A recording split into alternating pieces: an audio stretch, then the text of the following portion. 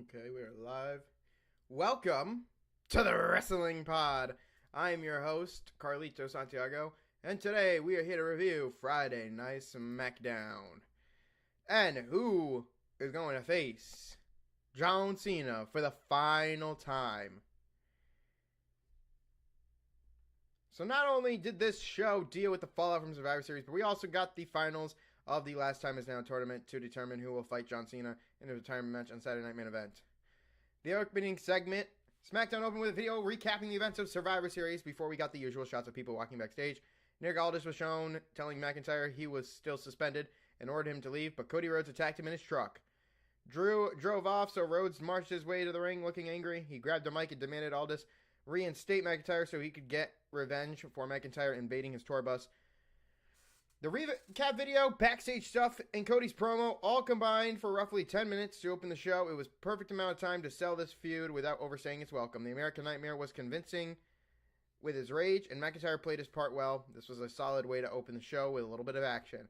And honestly, this feels a bit like the Kevin Owens-Cody Rhodes feud from last year. So, I don't know what they're really doing. But yeah, great to beat. Honestly, I saw some of it. It looked pretty fucking good. Our first matchup, of course, Dragunov's run of an open challenge for the U.S. title continued this week as he put the belt on the line against Carmelo Hayes. And boy, this is interesting. So, I like this. Dragunov and Carmelo Hayes. We've seen this before in NXT, and oh my god, it's going to get even better. Most of the people the Mad Dragon has faced in these open challenges have not felt like they've had a chance to beat him. Hayes is the first one. Fucking Jesus Christ. Hold on. There we go. It's probably going to pop up again. Yep. Get out of here. Hayes is the first one who has had success over him in the past, so it created more of an interesting dynamic. Hayes wasn't intimidated. He was his usual cocky self. This is exactly what he needed to be for this to be as good as it was. They didn't hold back and got right into the action as soon as the bell rang. These are two guys who are both great at what they do, so having them in the first match was practically guaranteed the start of the show on a high note. Dragunov has been SmackDown's strongest performer since he has returned, but Hayes might have shown a bit brighter. He's shown a bit brighter here. Unfortunately for him, Tommaso Ciampa tripped him up on the top rope while the referee was distracted, allowing the champion to hit his finisher to retain the title. Once Dragunov found out what happened, he had a crazed look in his eyes. He is definitely going to take his anger out on Ciampa when they finally meet. WWE is really trying to make the Jackass nickname gimmick stick for Ciampa. Hayes used it backstage when he told Ciampa he would have to wait for his U.S. title shot because he was up next. Michael Cole referenced the trio of matches they had in NXT, which was a nice touch. So everything was great, and honestly, continue to do more Hayes and Dragunov matches because that was fucking good. Something to go out of your way and see. A-. Alexa Bliss took on Kairi Sane. Following from what happened on Monday Night Raw, Bliss battled Kairi Sane in the second match of this week's show.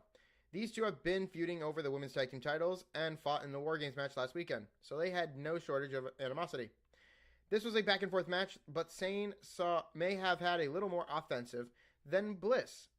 Flair and Asuka cheered on their respective partners as the goddess began making a comeback. I don't know what the fuck that was. The Queen and the Empress got into it at ringside while Sane set up Bliss for her insane elbow. Bliss popped up and grabbed her to hit the Sister Abigail out of nowhere for the win. This was a decent bout that didn't overstay its welcome. The attack by Lash Legend and Nia Jax added another duo to the women's tag team title feud. They may have been teammates with Asuka and Sane in War Games, but they didn't stop them from fighting. So, you got that. There's a lot of chemistry between Bliss and Flair. They've grown in the recent weeks. But eventually you're going to have them, like, fucking... You're definitely going to have them break up at some point. Next, we had, of course, Jade Cargill versus Alba Fire. And I actually want to open this in a new tab. Too. Like, look at Jade Cargill for a minute here. Look at this. Like, first off, this is something just to, maybe zoom out fucking a bunch. Hold on. But this is something to mention here, okay? We already had, like, she's back again as champion, and you have the women's champion put her down.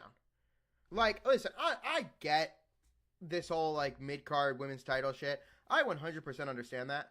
But, god damn, man. Can we get a little bit of, like, can we get other women on SmackDown for Jade Cargill face? She's a heel. Like, we're going to really make Chelsea Green a babyface?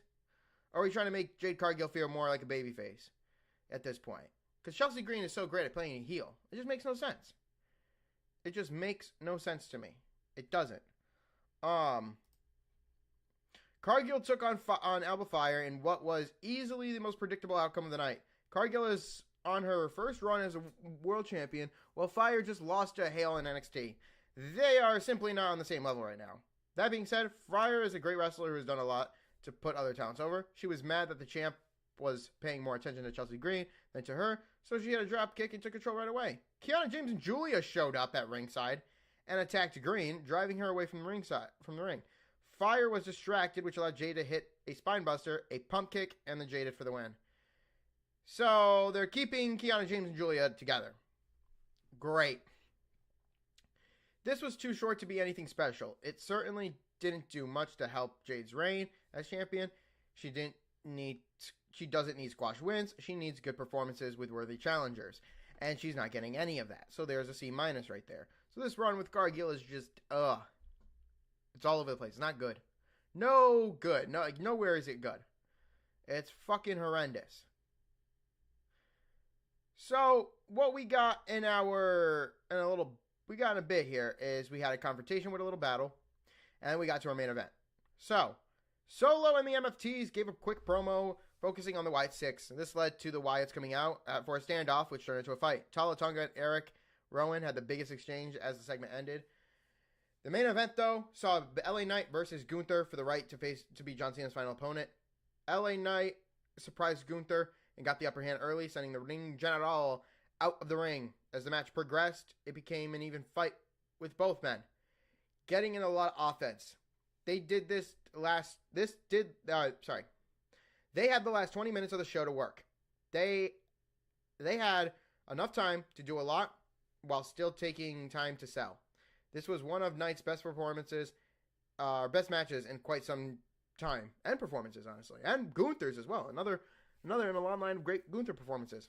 Even though the results felt predictable, they did a good job making it feel like either guy might win at different points. So Knight even hit his finisher, but Gunther got his foot on the bottom rope to break the count. This was the best match of the tournament, which is exactly how it should be. After putting up a good fight, LA Knight succumbed to a submission and tapped out. Nikki Cross going after Jason Mateo was hilarious. Hearing Gunther's old theme brings back memories. Great, another A-. So if there's anything really to go check out, it's this match, maybe this segment right here. And I think that's about it, because SmackDown's just, they're in this 2-hour rut right now. But what was the final grade? Well, Friday's SmackDown had its highs and lows. The match with Cargill being too quick was the only major conflict of this week's show.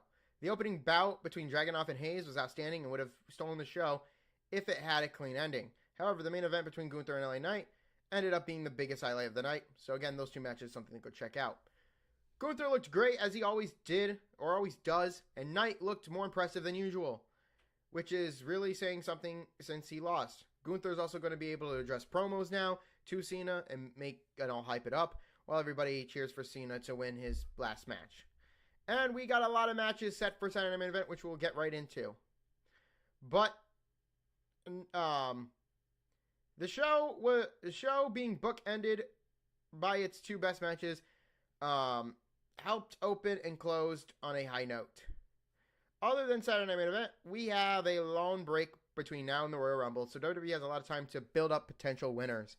Braun Breaker, Sami Zayn, which is my prediction. Just a lot of names. Roman Reigns, possibly. So, graded a B. And you know what? That's a pretty good SmackDown. To give us that quick little hot opening, then to give us this match, then to move us down the line all the way to fucking Gunther and LA Knight with a couple promos in between. Yeah, that's about worth it. That's about a SmackDown. But what did you guys think? Let me know in the comments down below. And don't forget to hit that subscribe button, drop a like, and comment. Again, what you think. of SmackDown. Now, as I can move on from this, I'm going to show you guys what we got for Saturday Night Main Event. John Cena's final appearance in his retirement match. He will be facing, of course, Gunther in his final match.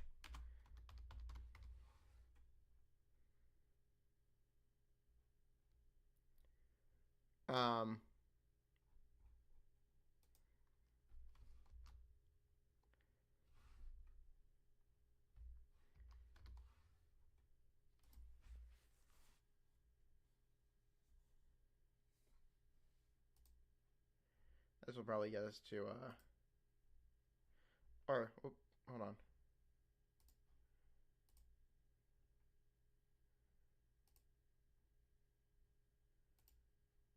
There we go. There we are. We have, of course, John Cena's final match. The real champion here one last time in Washington, D.C.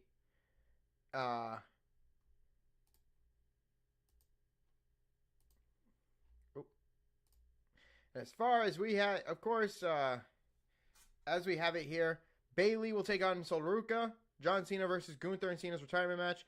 Cody Rhodes will either face Ricky Saints or Oba Femi. He'll face the NXT champion, with, of course, a bunch of other matches to happen here. Now, unfortunately, Sheamus was taken out of the tournament, and so was Penta, simply by TKO.